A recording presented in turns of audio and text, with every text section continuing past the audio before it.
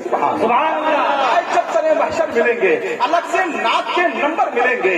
ये मिट्टी है मियां तैयबा की मिट्टी, इसी मिट्टी में हम मिलकर मिलेंगे। मेरे पास वक्त कम है, बस एक चीज की वजाहत, उसके बाद इंशाअल्लाह तीसरा शेर। हबीब भाई बैठ जाएंगे, नदीम आई बैठिए। देखिए अल्लामा हलीम हाजिक साहब बैठे हुए हैं।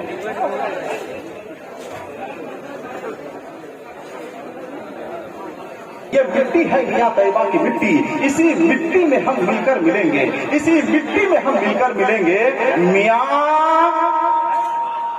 कुरला नहीं ये करबला है, मियां कुरला नहीं ये करबला है, मियां कुरला नहीं ये करबला है। यहाँ नेजों पे रखे सब मिलेंगे। नहीं ये करबला है, मियां कुरला नहीं ये करबला है, मियां कुरला नहीं ये करबला। जवाब तो भाई जवाब मिलेंगे। मियां कुरला नहीं ये करबला, मियां कुरला नहीं ये करबला है। यहाँ नेजों पे रखे सब मिलेंगे। मेरी निजामत के बाजुओं के तावीज माशाअल्लाह।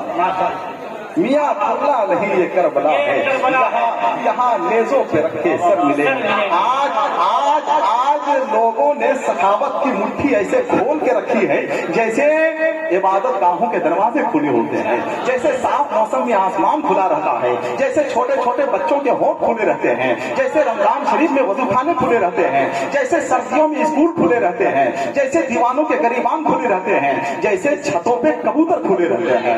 मैं मुबारकबाद पेश करता हूँ। अल्लामा हलीम हाजिक साहब बैठे हुए हैं। एक बात का इतराफ हम कर देना चाहते हैं कि शेर कहने और परखने की तमीज मैंने हजरत हलीम हाजिक से सीखी। मैं तो अदब की गीली मिट्टी से उठा पटक करने वाला एक कस्बाती नौजवान था। मुझे फक्र है कि मुझे मारुति कार हलीम हाजिक ने बनाया है।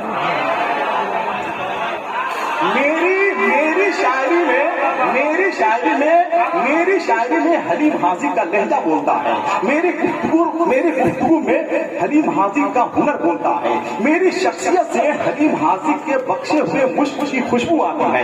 ये अलग सी बात है कि कभी कभी मुश्क की चाहत में हरन का नाफा भी जख्मी हो जाता है। बगदाद के मशहूर आलिम दीन, बंगाल के बाकी शायद नजरुल इस्लाम को किसी ने खबर दी कि हुकूमत लाखों रुपए खर्च करके तुम्हारा मुजस्समा चौराहे पे नस्ब करने वाली है। तो नजरुल इस्लाम ने कहा कि अगर हुकूमत इतने रुपये मुझे देती तो मैं खुद जिंदगी भर चौराहे पे खड़ा रहता।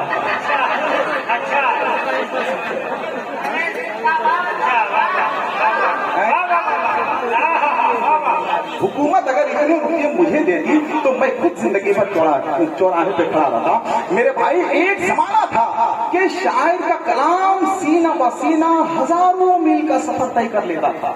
एक शायर को इज्जत और एहतराम की नजरों से देखा जाता था। मगर अब सूरत हाल तब्दील हो चुकी है। अब शोहरत का दारो मदार यूट्यूब है, फेसबुक है, व्हाट्सएप है, सोशल मीडिया है।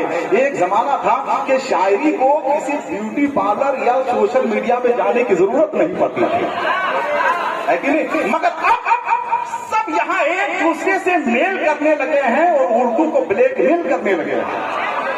अब लोग उर्दू की मरती हुई ऑक्सीजन पाइप पर पैर रखकर हाथों से इनाम देते हैं, है कि नहीं? ये सूरत हाल हो चुकी है। बात बहुत कुछ है, हम कहाँ तक